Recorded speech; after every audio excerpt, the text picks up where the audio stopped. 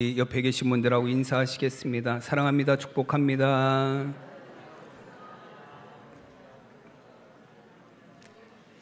네, 감사합니다. 오늘 이렇게 또 명절 연휴 기간 사이에 있는 또 주일이기도 하고요. 여러분 1월 마지막 주일이기도 합니다. 여러분 오늘 2부 예배 우리 함께 하시는 성도님들 가운데 하나님이 주시는 은혜가 충만하시기를 바랍니다.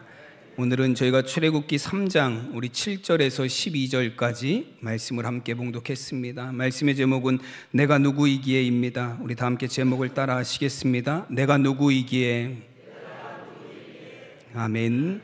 여러분 출애굽기는 이스라엘 백성들이 애굽에서 탈출하는 장면의 말씀이 기록이 되어 있는 성경입니다. 여러분 야곱과 그의 가족 70여 명이 이제 요셉이 애굽의 총리로 있던 시절에 애굽으로 들어갔습니다. 그리고 그 이후에 430년이 지났어요. 요셉이 살아있는 동안에는 또 요셉을 아는 사람들이, 아는 왕이 그 애굽을 다스리던 시절에는 그 요셉과 이스라엘 백성들이 아마 그 애굽에서 살면서도 좋은 대접을 받았을 겁니다. 근데 요셉이 죽고 난 이후에 또 요셉을 아는 왕들이 다 사라지고 다른 새 왕이 세워진 이후에 그 이스라엘 백성들, 애굽 땅에 사는 야곱의 가족들은 많은 핍박과 어려움을 당했습니다. 보면 노예 혹은 종살이와 같은 삶을 살았다라고 말씀합니다. 여러분 그런 이유가 무엇이냐면 애굽 땅에 사는 이스라엘 백성들이지만 애굽 사람들이 보기에,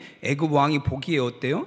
어떻게 보면 이스라엘 백성들은 우리 애굽 땅의 한 구퉁이에서 사는 사람들이에요. 이방인들이죠. 근데 그 이방인들이 점점 어떻게 되는 걸 보는 거예요? 애굽 사람들이 더 번성하고 더 강성해지는 걸 보게 됩니다. 오히려 우리 애굽 사람들보다 그 이방 사람인 이스라엘 백성들이 더 강성해져요. 그래서 그런 고민들을 하게 됩니다. 출애굽기 1장 8절에서 9절 말씀에 보면 요셉을 알지 못하는 새 왕이 일어나 애굽을 다스리더니 그가 그 백성에게 이르되 이 백성 이스라엘 자손이 우리보다 많고 강하도다라고 말합니다. 여러분 그 애굽 사람들은 그래서 걱정 하나를 안고 사는 거예요. 우리 집에 새 들어 사는 사람이 우리보다 훨씬 더 강성하고 번성하고 있어요. 여러분 국가적으로 본다면 이건 심각한 위협입니다. 우리 안에 뭘 품고 사는 거예요? 폭탄 하나를 품고 사는 것과 마찬가지예요. 왜냐하면 이 애굽 왕이 했던 얘기 그대로예요. 우리가 만약에 우리의 대적들하고 전쟁이 일어났는데 우리 안에 사는 이스라엘 백성들이 우리의 대적들과 함께 손을 잡으면 어떻게 되겠느냐라는 거예요. 어떻게 될까요? 나라가 망하겠죠. 우리 안에 사는 강하고 번성한 민족인 이스라엘 백성들이 우리가 전쟁이 났을 때 우리의 대적과 손을 잡으면 나라가 완전히 뒤집어지는 거예요. 여러분 그래서 이 애굽 왕은 이스라엘 백성들을 노역을 시키기를 시작합니다. 저들이 저렇게 강하고 번성하니 그렇지 못하게 만들어야 되겠다라는 거예요. 중한 노동을 시키기 시작합니다. 출애굽기 1장 14절 말씀에 보면 어려운 노동으로 그들의 생활을 괴롭게 하니 곧 흙 이기기와 벽돌 굽기와 농사의 여러 가지 일이라 그 시키는 일이 모두 엄하였더라 말씀합니다. 여러분 성경에 자세히 보면 국고성 라암셋을 짓는 성을 짓는 일에 이스라엘 백성들을 동원했고 벽돌 만들게 시키고 벽돌 만들면서도 집을 주지 않아서 어렵게 만들었습니다. 그리고 벽돌 만들고 성 만드는 것에만 이 사람들을 대동한 게 아니라 농사 짓는 일도 시키고 하루 종일 어때요? 해 뜨면 나가서 일하고 해 지면 들어오고. 여러분 그렇게 피곤하게 이 백성을 계속 굴리면 어떻게 될 거라는 생각이에요? 이 백성이 번성하지는 못하겠지. 이 백성이 점점 이 백성이 침체되겠지라는 생각을 가진 거예요. 근데 여러분 어째선지 이스라엘 백성들은 학대를 받고 핍박을 당해도 오히려 더 번성한다라고 말씀합니다. 여러분 출애굽기 1장 12절 말씀이에요. 그러나 학대를 받을수록 더욱 번성하여 퍼져나가니 애굽 사람이 이스라엘 자손으로 말미암아 근심하였다라고 말합니다. 그럼 학대하고 핍박하고 중한 노동을 시키면 이들이 번성하고 강화해지는 게 끝날 줄 알았는데 그렇지 않았다라는 거예요. 학대를 받으면 받을수록 더욱더 강성하고 멀리 퍼져나갔다라고 말씀합니다. 그래서 여러분 결국 이 애굽의 왕이 선택한 방법이 뭐죠? 죽이라는 거예요. 아니 뭐 중한 노동을 시켜도 안 되고 힘든 일을 시켜도 안 되고 밤낮 정신없게 일 시켜도 어째서인지 이 히브리 사람들은 점점 늘어나고 강성해지니 이거 안 되겠다, 죽여야 되겠다라는 생각을 합니다. 그래서 이 히브리 산파들, 이스라엘 산파들은 모아서 애굽 왕이 어떤 명령을 내리죠? 딸아이가 태어나면 살려둬라. 근데 남자아이가 태어나면 뭐하라고요? 나일강에 집어 던져라. 남자아이가 태어나면 나일강에 던지라고 명령을 하게 됩니다. 여러분, 이스라엘 백성들의 삶이, 애굽에서 이스라엘 백성들의 삶이 요셉이 살아있을 때 혹은 요셉을 아는 왕들이 다스릴 때는 편안한 삶을 살았는지 모르지만 그 이후에 몇백 년 동안 요셉을 알지 못하는 왕이 다스리던 그 기간 동안에는 정말로 수많은 고난과 핍박을 당했습니다. 심지어는 남자아이가 태어나면 나일강물에 던져버려야 되는 그런 고난 앞에 처해 있었어요. 여러분, 그때 이스라엘 백성들이 어떤 일을 하냐면 하나님 앞에 부르짖어 기도해요. 그들이 하나님이 우리를 여기로 인도하셨는데, 우리 조상들과 약속하셔서 우리로 하여금 여기 오게 하셨는데 이 땅에서 우리가 수많은 고난과 어려움과 환난을 당하고 있습니다. 이제 심지어 우리가 우리 아들들을 강에 던져버려야 되는 하나님 그런 고난 가운데 있습니다라고 하나님께 부르짖어 기도해요. 여러분, 부르짖어 기도했더니 하나님이 이스라엘 백성들을 애굽에서 건지셔서 구원하셔서 가나안 땅으로 옮기시려는 계획을 세우십니다. 그리고 그런 일들에 모세라는 사람이 지도자로 세움을 받았습니다. 여러분, 구약 성경은 원래는 히브리어로 기록이 된 성경이에요. 저희가 한국말로 된 성경을 보지만 히브리어로 기록된 성경이고, 히브리어가 헬라어로 되고, 또 헬라어가 뭐 라틴어로 되고, 라틴어가 독일어로 번역이 되고, 독일어가 영어가 되고, 또 영어가 된 성경이 한국말이 되고, 뭐 여러 가지 과정을 거쳐서 결국에는 우리가 우리나라 말로 보게 됩니다. 근데 히브리어로 기록된 구약의 성경들은 원래 우리는 창세기, 출애굽기, 레위기, 민수기, 신명기, 뭐 사사기, 여호수아 뭐 그런 제목들을 갖고 있지만 원래 이 히브리어 성경의 제목은 뭐냐면 각 성경이 시작하는 첫 구절이에요. 그래서 창세기의 제목도 원래는 히브리어 성경으로는 브레시트라고 되어 있습니다. 그건 태초에라는 의미를 갖고 있어요. 여러분, 출애굽기의 원래의 제목은 뭐냐면 부엘레 쉐모트라는 제목이에요. 부엘레 쉐모트, 그 의미는 이것은 이름들이다라는 의미입니다. 여러분, 실제로 출애굽기 1장 1절에서 4절까지 내용에 보면 뭐가 나오냐면 이 야곱의 아들들 11명의 이름이 나와요. 보시면 야곱과 함께 각각 자기 가족을 데리고 애굽에 이른 이스라엘 아들들의 이름은 이러하니 르우벤과 시몬과 레위와 유다와 이사갈과 스불론과 베냐민과 단과 납달리와 갓과 아세리오라고 말씀합니다. 여러분, 출애굽기, 이스라엘 백성들을 애굽에서 건지시고 구원하시는 그 출애굽기 탈출기의 내용이 가장 처음으로 언급되는 게 뭐냐면 이것은 이름들이니라, 야곱의 아들들의 이름이니라 라고 말하면서 루벤으로부터 시작해서 아셀까지 11명의 야곱의 아들들의 이름이 기록되어 있습니다. 여러분, 애굽에서 430년이 지나고 나서, 그리고 이스라엘 백성들의 출애굽이 시작이 되는 그 시점에 하나님께서는 430년 전에 애굽에 들어왔었던 그 야곱의 아들들의 이름을 출애굽기를 시작하면서 그 이름을 기록하고 있어요. 여러분, 그게 무엇을 의미하죠? 지난 430년 동안 나는 너희들의 이름을 잊지 않았다라는 거예요. 여러분, 430년이 지나면서 요셉도 죽고 요셉을 아는 왕들도 사라지고 이스라엘 백성들이 고난과 노예 생활 가운데 살았습니다. 여러분, 그럴 때 그들은 어떤 생각을 했어요?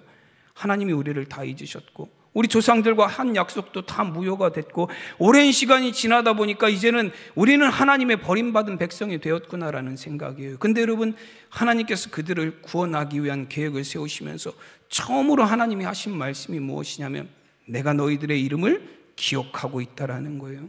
루벤으로부터 시작해서 갓과 아셀에 이르기까지 이 애굽으로 들어온 너희들의 모든 이름을 나는 여전히 기억하고 있고 너희들을 돌보고 있다라고 말씀합니다.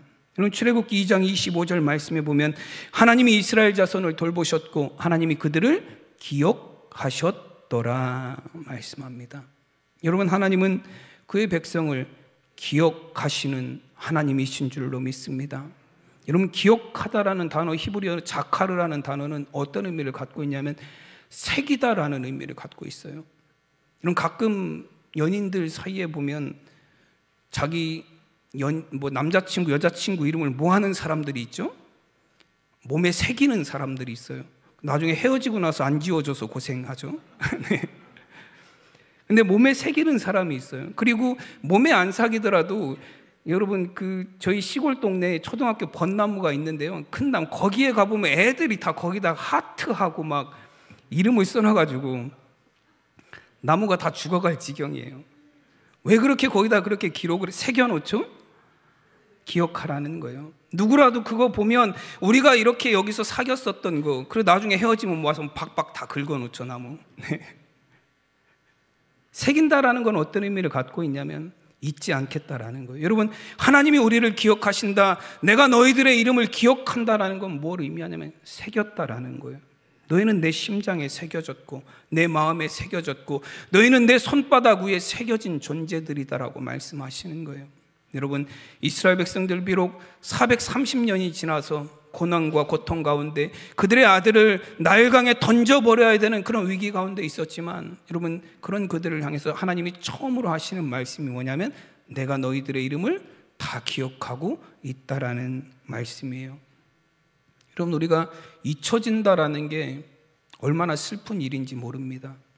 누군가에게 내가 잊혀진 존재가 되었다라는 것. 여러분, 이스라엘 백성들도 부르짖으면서 그런 생각했을 거예요. 하나님에게 우리가 잊혀진 존재가 되었나? 하나님은 우리를 잊어버리셨나? 하나님은 우리를 기억하지 못하시나라는 생각이 이스라엘 백성들을 절망하게 만들었을 거예요. 근데 하나님은 그 절망한 백성들, 절망 가운데 부르짖어 하나님 앞에 나온 백성들에게 하나님 뭐라고 말씀하시냐면 나는 결코 너희를 잊지 않았다라는 거예요. 너희들의 이름 하나하나 다 기억하고 있다라고 말씀하십니다. 여러분, 하나님은 우리를 기억하시는 분이신 줄로 믿습니다. 하나님은 그의 백성들을 결코 잊지 아니하시는 하나님이십니다. 여러분, 고통 가운데 부르짖어 기도하는 성도들, 그 이스라엘 백성들을 향해서 하나님 처음으로 하신 말씀이 이것이 바로 이름들이다.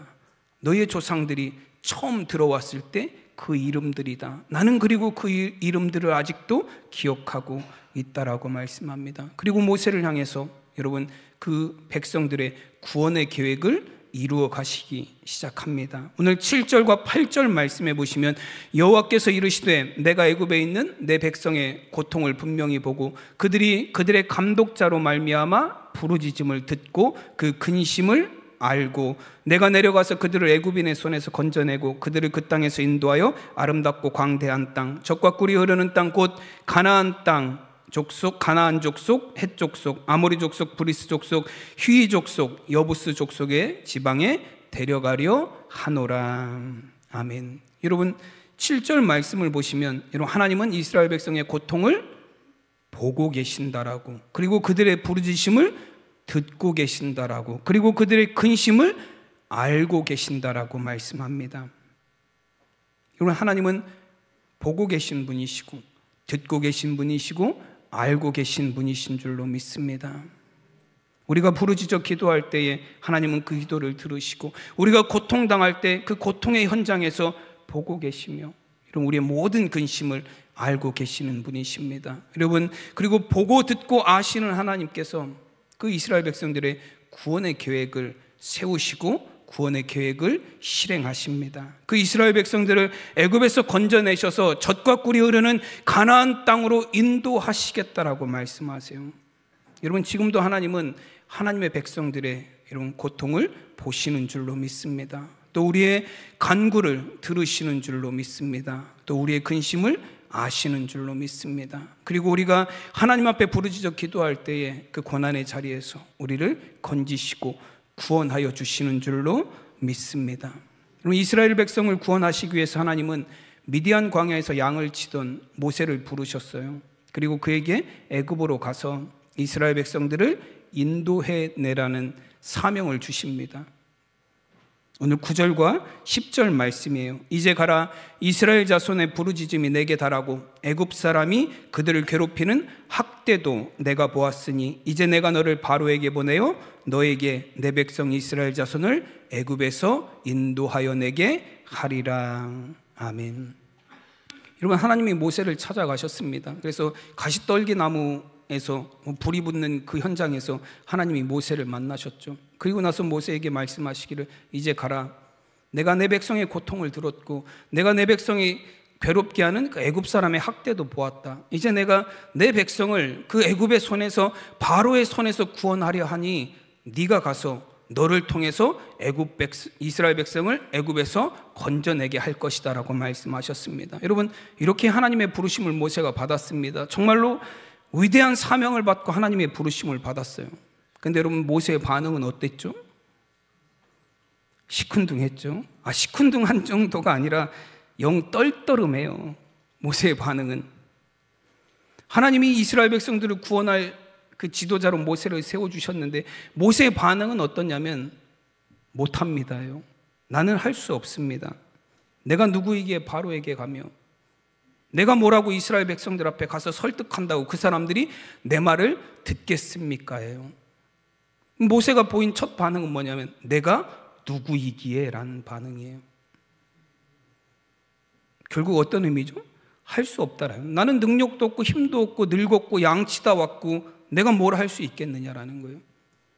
하나님 나에게 귀한 사명, 큰 사명 주신 건 좋은데 저는 못하겠습니다. 그게 모세의 반응이에요. 오늘 11절 말씀에 보면 모세가 이렇게 대답하죠.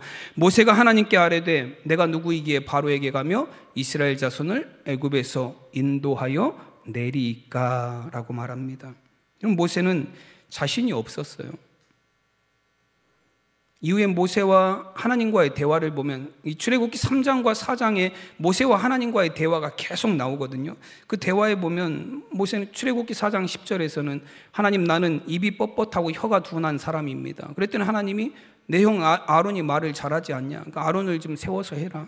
그리고 하나님이 나는 안 됩니다라고 말하는 모세를 위해서 하나님이 여러 가지 증거도 보여주셨어요. 지팡이를 던져라. 던지니까 뱀이 돼요. 꼬리를 잡아라. 잡으니까 다시 지팡이가 돼요. 네 오른손을 한번 품 안에 넣어봐라. 넣었다 빼봤더니 하얗게 문든 병이 들었어요. 그리고 그걸 다시 한번 넣었다 빼봐라. 넣었다 빼보니까 깨끗하게 나왔어요. 여러 가지 이적을 하나님이 모세에게 보여주셨습니다. 못한다 능력 없습니다 라고 말하는 모세에게 하나님이 여러 가지 표적을 보여주셨습니다. 그런데도 모세가 계속 거절을 해요. 그래서 나중에는 하나님이 모세를 향해서 화가 나셨다고, 노하셨다라고 표현해요. 출애굽기 4장 14절 말씀에 보면 하나님이 모세를 향해서 이렇게 말씀합니다. 여호와께서 모세를 향하여 노하여 이르시되 레위 사람 내 형 아론이 있지 아니하냐라고 말합니다. 하나님이 화나셨다라는 장면을, 노하셨다라는 장면을 성경에서 그렇게 보기가 쉽지는 않습니다. 누군가를 향해서. 근데 여러분, 모세를 향해서 하나님이 노하셨다라는 표현이 나와요. 모세가 계속해서 거절을 해요. 하나님이 부르심의 사명, 그에게 사명을 주셔서 감당하게 하시려고 부르셨는데 모세는 계속해서 거절합니다. 근데 여러분, 거절하는 이유가 있어요. 교회에서도 마찬가지잖아요. 교회에서도 여러분 이제 연말이 되고 또 귀한 사역자들이 세워질 때 보면 좀 해주세요 해도 성도님들은 어떻죠? 못합니다. 나는 할 수 없습니다. 나는 여력이 안 됩니다. 내가 뭐기에 그렇게 얘기하시잖아요. 모세도 마찬가지로 그냥 거절하는 게 아니에요. 모세가 거절하는 이유가 있습니다. 모세가 왜 거절했냐면 모세는 이미 스스로 실패를 경험했기 때문에 그래요. 모세는 이스라엘 사람으로 태어났지만 자라기를 어디에서 자랐죠? 애굽의 왕궁에서 자랐어요. 애굽의 공주의 아들로 자랐습니다. 그래서 편안한 삶을 살았지만 본인이 히브리 사람이라는 거, 이스라엘 사람이라는 건 알고 있었어요. 그리고 모세는 항상 어떤 생각을 갖고 있었냐면 내가 나중에 커서 힘이 생기면, 내가 나중에 커서 능력이 되면, 내가 나중에 커서 어떤 권세를 얻게 되면 고통당하는 이스라엘 백성들을 해방시키고 구원하겠다라는 그런 생각을 모세는 항상 갖고 있었습니다. 자기 백성을 돌보고 싶은 그런 마음이 모세 가운데 항상 있었어요. 여러분, 그리고 사도행전에 보면 모세가 그 일을 실행합니다. 실제로 40세가 됐을 때.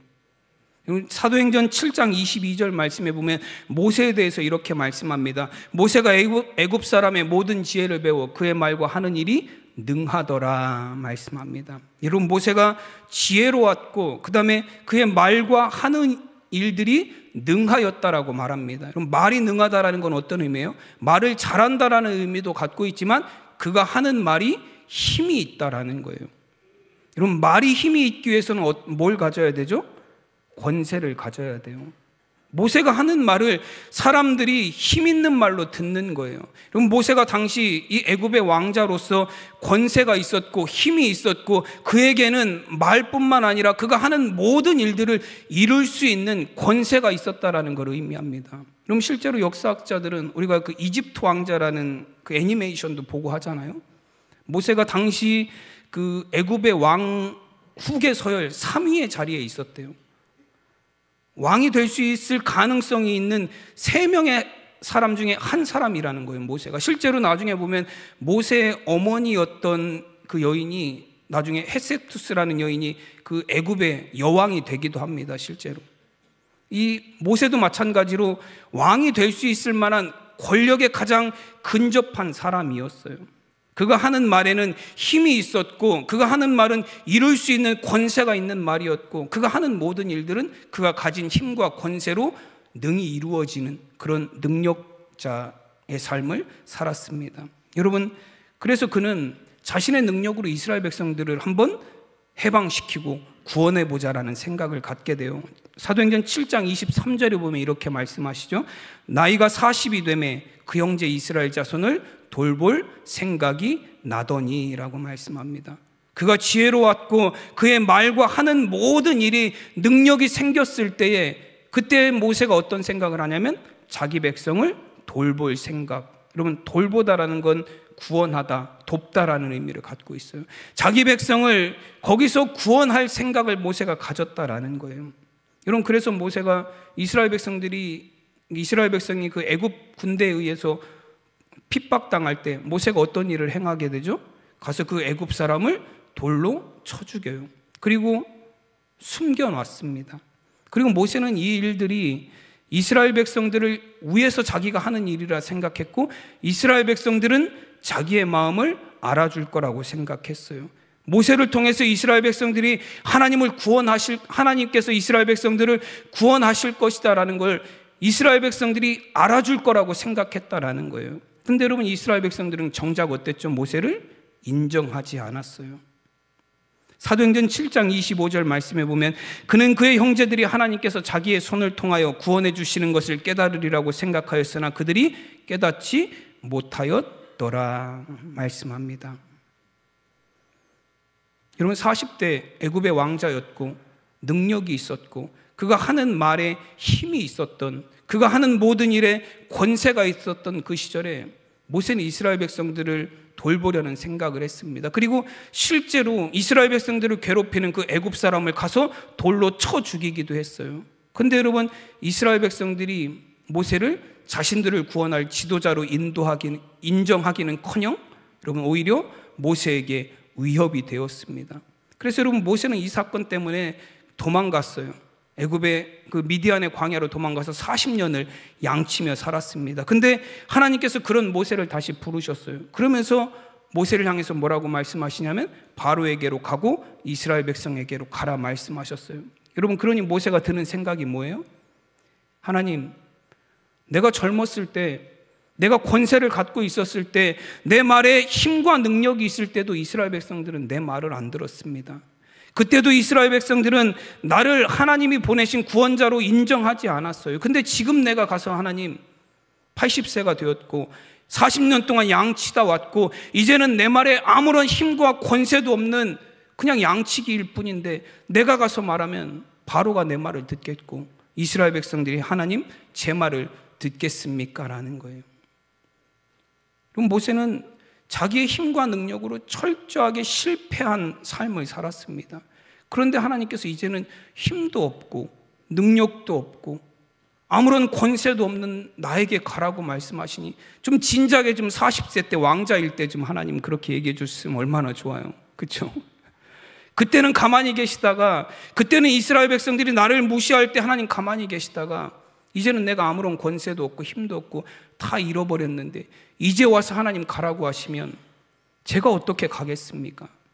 그때도 못한 거 제가 지금 어떻게 할 수 있겠습니까? 그때도 내가 할 수 없었던 그 일 지금은 더 할 수 없지 않겠습니까? 라고 모세가 하나님 앞에 계속해서 거절을 하는 거예요. 여러분, 내가 누구이기에 바로에게로 가며 내가 누구이기에 이스라엘 백성을 애굽에서 인도하여 내리까? 여러분, 그렇게 말하는 모세를 향해서 하나님이 뭐라고 말씀하십니까? 12절에 보면 하나님이 이르시되 내가 반드시 너와 함께 있으리라 말씀합니다. 좀 엉뚱한 대답인 것 같지 않으세요? 내가 누구이기에 바로에게 가며 내가 이스라엘 백성들을 애굽에서 인도하여 내리까라고 모세가 못한다라고 얘기했더니 하나님이 뭐라고 말씀하셨어요? 내가 너와 함께 하리라 말씀하셨어요. 나는 능력이 없어서 하나님 못합니다. 내가 누구이기에 그 일을 감당하겠습니까? 나는 아무것도 아닌 존재입니다. 나는 그저 40년 동안 광야에서 양치다가 온 목동이에요. 하나님, 나는 아무것도 못합니다라고 말하는 모세를 향해서 내가 반드시 너와 함께 하리라 말씀하셨어요. 이건 어떤 의미를 갖고 있어요? 내가 무능해도, 네가 말에 어느 날지라도, 네가 80세나 돼서 더 이상 늙어서 아무런 기력이 없다 할지라도 40년 동안 양만 치다 오느라고 이전의 지혜로움이 다 사라졌다 할지라도 그건 전혀 상관없다라는 거예요. 너는 내가 누구이기에라고 말하지만 내가 누구인가는 중요하지 않다라고 말합니다. 뭐가 중요하다라고 말씀하세요? 하나님은 네가 믿는 하나님이 누구인가가 중요하다라는 거예요. 여러분, 우리는 부르심을 받고 사명을 받고 우리는 항상 생각하는 게, 가장 처음으로 생각하는 게 뭐예요? 이것 좀 내년엔 꼭 해주셨으면 좋겠습니다라고 말하면 여러분 뭐 먼저 생각하죠? 내가 할 수 있나? 내가 그런 여력이 있나? 내가 그럴 만한 시간이 있나? 내가 그럴 만한 능력이 있나? 항상 그걸 우리는 먼저 생각을 해요. 내가 누구이기에, 내가 무엇이기에가 우리가 생각하는 가장 첫 번째. 모세도 마찬가지예요. 여러분, 당연한 결과 아닙니까? 하나님이 지금 저에게, 지금 이제 50이 안 된 저에게 하나님이 모세와 같은 사명을 줘도 저는 못한다고 할 것 같아요. 근데 여러분, 80세 된 모세에게 그런 사명을 하나님이 주시니 모세가 어떻게 감사합니다 하나님, 제가 하겠습니다라고 어떻게 나설 수 있겠습니까? 나는 늙고 힘도 없고 이제는 지혜도 없고 못합니다. 그게 당연한 반응이에요. 그럼 우리는 항상 부르심 앞에서 우리의 반응은 어떠하냐면 내가예요. 내가 능력이 있는지, 내가 힘이 있는지, 내가 여력이 있는지, 내가 시간이 있는지, 내가 할 수 있는지, 내가요. 근데 여러분, 하나님은 뭐라고 말씀하시냐면 너는 중요하지 않다라는 거예요. 네 능력도 중요하지 않고, 네가 가진 재능도 중요하지 않고, 네가 어떤 권세를 가졌는지도 중요하지 않다라는 거예요. 중요한 건 뭐예요? 네가 믿는 그 하나님, 너에게 그 사명을 주시는 하나님, 너를 부르셔서 하나님의 일을 하게 하시는 그 하나님이 어떤 분이신지를 생각하라는 거예요. 여러분, 정말 우리는 하나님의 자녀로 부르심을 받은 줄로 믿습니다. 이런 그 부르심에는 하나님의 은혜가 있어요. 우리가 능력이 있어서 자격을 갖춰서 우리가 세상에 어떤 권세를 가져서 하나님이 우리를 부르신 것 아니에요. 여러분, 하나님이 능력이 있는 분이신 줄로 믿습니다. 우리가 믿는 하나님은 어떤 하나님이에요? 여러분들이 믿는 하나님은 어떤 하나님이십니까? 잘 모르시겠어요. 내가 믿는 하나님은 어떤 분이시죠? 여러분, 창세기 1장 1절이 성경의 시작이에요. 여러분, 성경의 시작이 어떻게 되죠? 창세기 1장 1절이 태초에 하나님이 천지를 창조하시니라. 여러분, 이게 우리의 믿음의 시작이에요. 우리의 믿음의 시작은 무엇입니까? 우리가 하나님을 향해 갖는 믿음의 시작은 뭐예요? 하나님이 천지를 만드신 분이시라는 거예요. 온 우주와 만물을 창조하신 분이시고 그 하나님이 바로 우리가 믿는 하나님이신 줄로 믿습니다. 전능하신 하나님이에요. 전능하다라는 건 어떤 의미예요? 모든 능력은 하나님께 있다라는 거예요.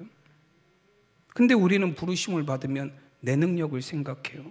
그 능력의 하나님이 우리를 부르셔서 하라고 말씀하시는데 이제 가라라고 말씀하시는데 우리는 내 능력만 생각해요. 그래서 못 간다 그래요. 못 한다 그래요. 하나님, 나는 할 수 없습니다라고 말합니다. 그때 하나님이 하시는 말씀이 내가 너와 반드시 함께 하리라 말씀합니다. 우리가 믿는 그 능력의 하나님이 우리와 함께 하시는 줄로 믿습니다. 여러분, 우리는 연약해요. 연약하지 않은 사람이 어디 있겠습니까?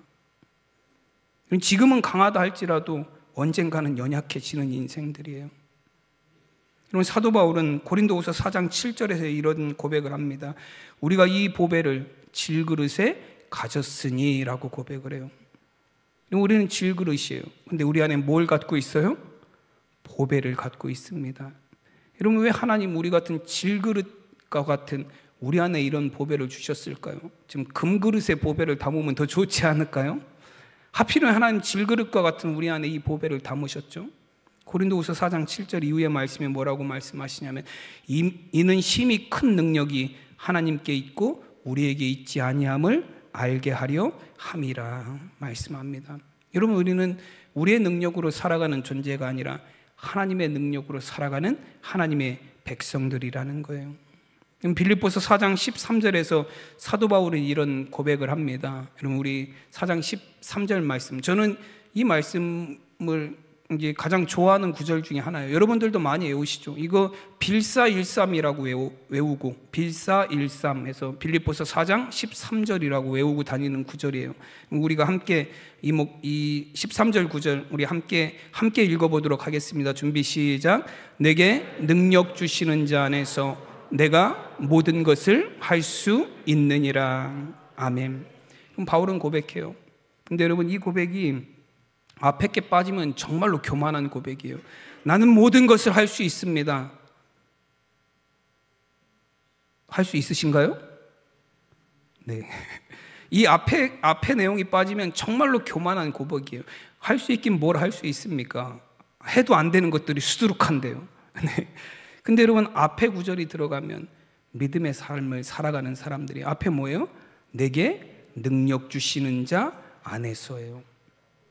여러분, 우리는 모든 걸 할 수 있습니다. 그러나 내 능력으로 모든 걸 하며 사는 사람이 아니라 내게 능력 주시는 주님 안에서 우리는 모든 것을 할 수 있습니다.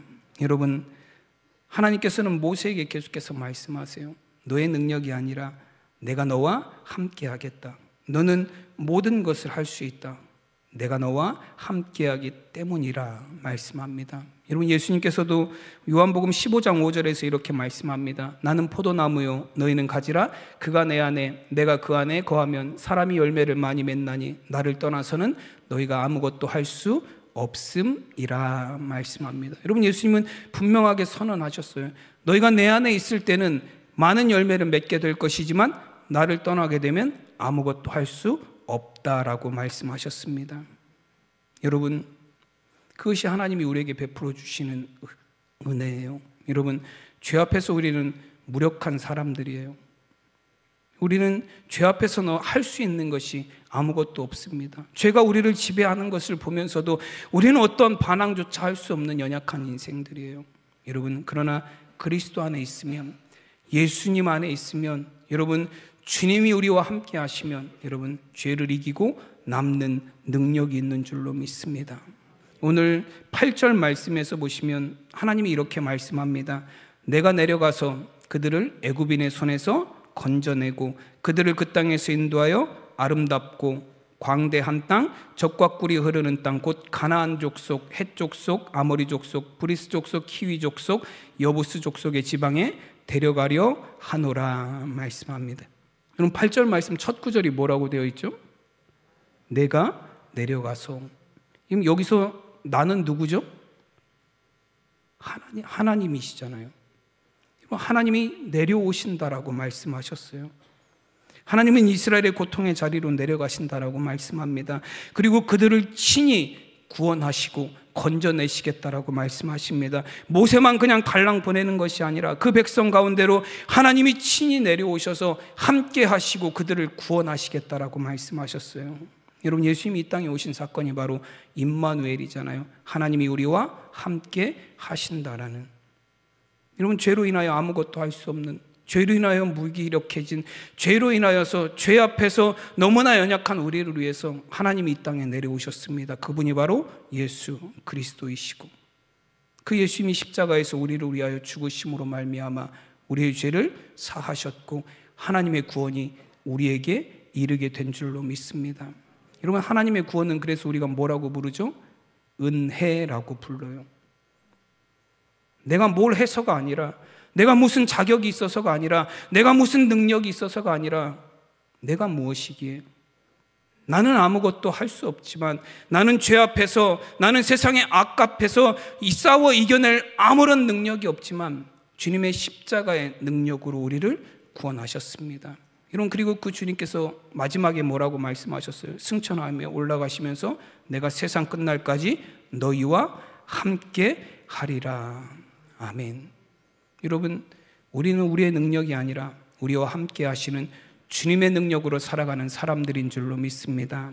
저는 우리 사랑하는 성도님들의 삶이, 여러분 어떤 상황 속에서도 우리를 기억하시는 하나님, 우리의 이름 하나하나를 지금도 그 몸에, 그 손에 새기시고 기억하시는 하나님, 그리고 날마다 능력으로 함께 하시는 그 하나님을 의지하며 여러분 이 세상에서도 믿음으로 승리하며 살아가는 우리 성도님들이 되시기를 간절히 축원합니다. 기도하겠습니다.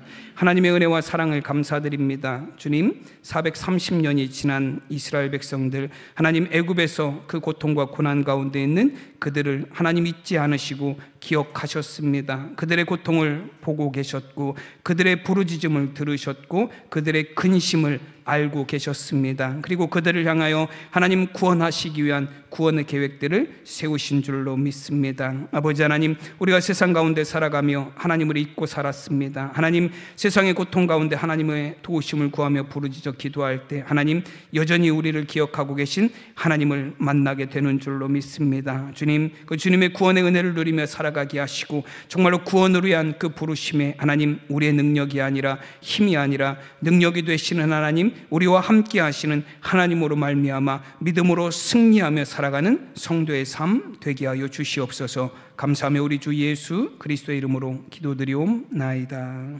아멘.